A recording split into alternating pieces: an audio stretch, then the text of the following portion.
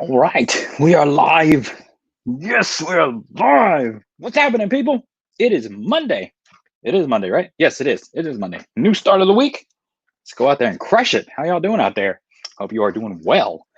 My name is Voltaire. For those of you who have just jumped on and seen a guy yelling at you, but my name is Voltaire. I own a marketing and consulting agency.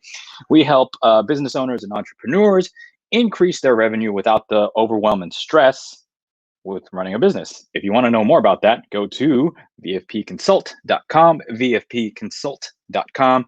We'll get you straightened out. All right. So today's topic. Hey, we got some people on. Awesome. Nice. How y'all doing out there? Today's topic is kind of geared towards the local business owners, brick and mortar people. So, not so much people that are already in the digital space and they have an e-commerce store and that's all running well. That's a topic for another day. I'm talking to you, brick and mortar business people that have refused to accept what's going on and still refuse to go digital. I'm talking to y'all. We need to talk for sure. And this is for you. This is how to transition from brick and mortar or physical location business to e-commerce. And that's what I'm going to be talking about today and how you can do that easily. So, with that being said, as you all know, it is a super, super strange time for every one of us here. But, if there's one thing that we know for sure, it is that necessity and desperation drive innovation. Necessity, desperation, drive innovation. We've seen a lot of businesses fail in the past months. We've also seen a lot of businesses really get a hold of the market share because they were able to, they had the agility and the adaptability or the ability to adapt to the changing marketscape. Yeah, can't talk today. It's Monday. But as we've discussed before, and you already know this, and you already know my take on it. But regardless of whether or not you've seen it online or you have just been reading about it in blogs or whatever, I'm going to say it again. The consumer behavior has changed. The modern buyer's journey has changed significantly. And there is a new normal that's come about. And I don't know if we're ever going to go back to the old normal and the old way that people used to do business online. But there's a lot of people that are online now that have never been quote unquote online before. So you have people that never used to check their email addresses all of a sudden know how to use Zoom. And you have people that never shopped online starting to shop online. And with that being said, the average order value of the cost of goods online has increased exponentially. So now you have people that are literally buying boats or cars online, which never used to happen before, ever since this epidemic or pandemic began. So you've got a lot of things that have changed in the behaviors of buyers and consumers. And the crisis has really shown that people that can easily adapt once they discover this new buying behavior, they will thrive. So, oops, my screen is messing up here. Let me make sure I got that. Okay, cool. Hey, we got a bunch of people on. Awesome. We're talking about how brick and mortars can adapt and change from brick and mortar to an online space, and should they? Yes, they should. So the future looks really bright for businesses who are able to adapt at a fast pace.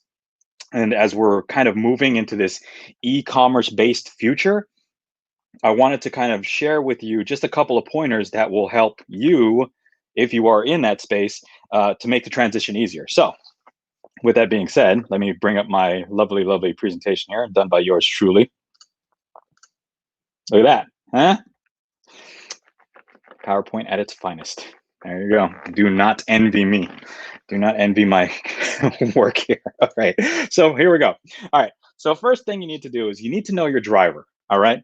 A lot of businesses right now they're in a sink or swim situation. So if we look at the businesses that are transforming really fast, we'll notice that it's the desperate ones that really move quickly, right? Now, when you have a choice, it's easy to kind of stay in your comfort zone. So even if you're not in a desperate situation, you have to examine the benefits if you are to shift to e-commerce and what that could bring for your business. Even if things are going well, um, You have to see if the benefits are greater than the cost to go digital. And you need to start investing on making that switch. And spoiler alert, yes, the benefits are always greater. They're greater than the cost, especially going digital now. So that's it. That's the first one. Number two, you want to make sure you have good connected inventory system in place. Now, this again is talking to those people that sell physical goods or some kind of thing, product, whatever it is that people have to walk into the store. So no one likes it when they order something online or they plan to order something and then they realize you don't actually have it in stock. So SaaS businesses or businesses that sell digital products and services, you guys don't have this problem. But the ones that sell physical goods that need to be stored, they need to be tracked and shipped, they definitely need to keep this in mind.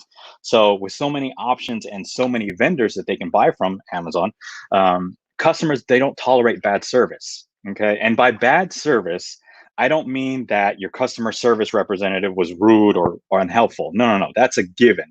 Bad service in this context is anything about your business that interrupts the customer's natural path to purchase. Okay. So if your website is complex and it's hard to use, that's bad service.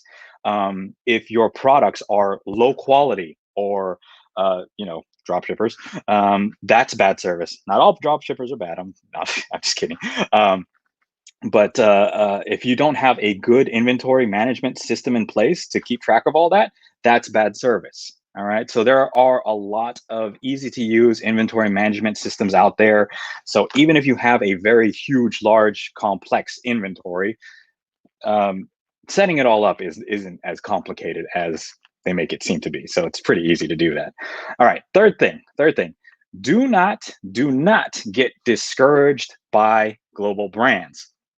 When you look at brands like Tesla or Target or even Bank of America and what they're doing and how they're able to offer like this seamless kind of omni-channel everywhere experience, and it blends this perfect balance of online and offline sales channels.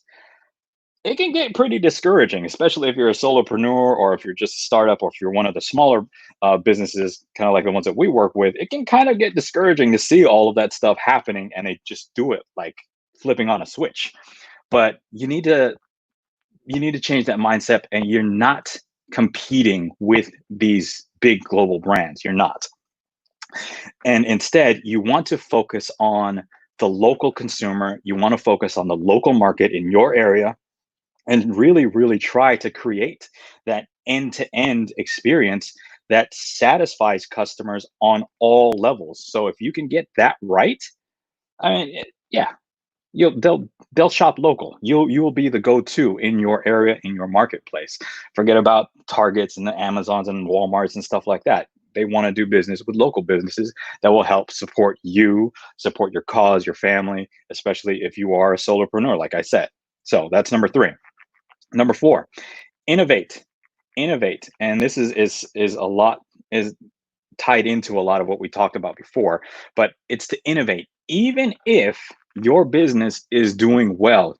Um, as I said, the number one driver for businesses that make almost an instant change is desperation, necessity, or I don't know, call it whatever you want to. But for all of those businesses who are doing well, and they have an established clientele, I mean, it can be hard for them to find the speed or the will to innovate, right? I mean, why would you if you already have paying customers who will stay customers even if nothing changes?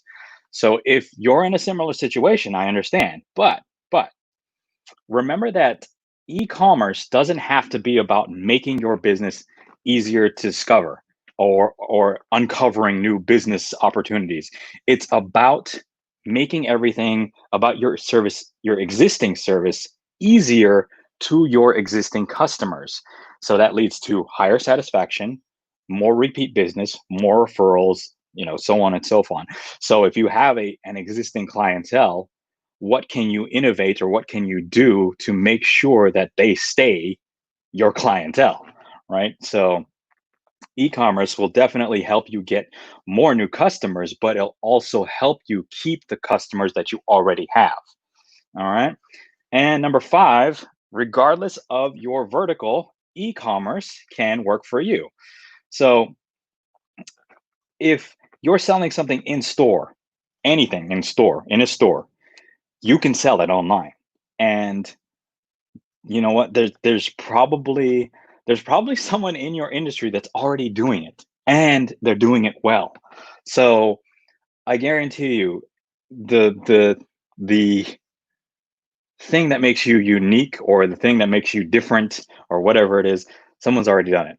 Or they are planning to, but someone most likely has already done it. So you need to find out what they're doing. Find out how you can do the same thing for your business. I mean, there's nothing wrong with learning from other people's successes, learning what worked, learning what didn't work, especially from other people's failures, learning from that, and looking what your peers are doing to kind of make the transition that much smoother and that much faster. All right, cool. Hey, Serena's on.